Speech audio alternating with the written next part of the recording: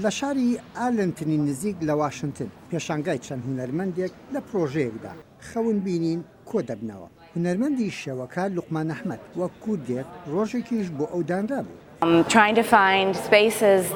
هەوڵم داوە شوێنێک بدۆزمەوە کە گەلەری نەبێت، شوێنێک کە تابلۆی لێدا بندرێت و خەڵک ببینێت. چەند هونەرمەندێکشم کۆ کردوتەوە بەردەوام لە شوێنە گشتەکان دەڕوانم کە ئایا گونجاون بۆکردنەوەی پێشانگا ئەو کاتانەی پیاسە بەسەگە کەم دەکەم بە دوای شوێنی گونجاویشدا دەگەڕێم. ڕەنگی تابلۆکان ئەوەندە پڕن لە واتای ژیان مۆزاییکێکیشی دروست کردووە لە نێوان کولتوری شێوەکارەکە و ئەو وڵاتەشتی دادەژی. ئەم خانمە کە کڕیاری یەک دوو تابلۆ بوو خۆشی لە وڵاتی ڕەنگەوە هاتووە هندستان.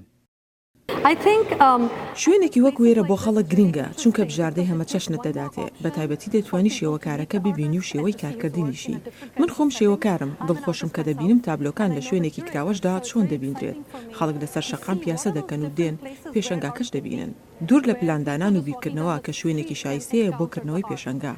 ئەم هونەرمەندە کووردە لە زۆرێک لە پێشانگا و چالاکی هونەرەکانی دەنجی ئەمریکا و ڤێرجینیا و دەڤەری واشنگتن بەشدارە ئەم پێشانگایە جیاوازترە بینێت.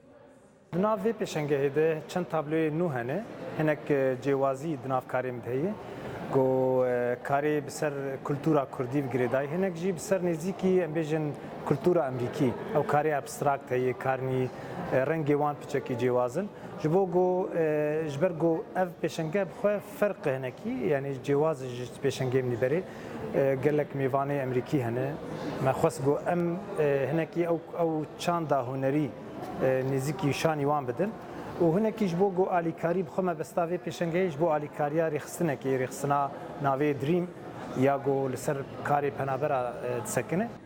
ئێوارەی ئەم هۆڵە و ئەو تابلوانش کە هەڵگری کۆمەڵێ باس و خواستن بۆ ئەم کوردەی تاراوگا گەڕانەوەیەکیشە بۆ لای هەندێ ڕنگ کە بۆنی نیشتیمانیان لێدێ. ئەس هاتمە بێر وەکە کوردێکی ببینم ڕەنگێ جوان ڕەنگێ جودا ڕەنگێ هەنەرە کورد هەنەرە کەسێکی کورد شێوەکارێکی کورد کاک لوقمان ji dora xwe ji sirişta Kurdî ji dîroka gelê Kurd ji wê de mêjûyê Kurd tev de hatiye girtin ev hunera wî. Ev huner bi giştî ez bînim weke dîrokê ye. Yani dîrokê dinasîn bi me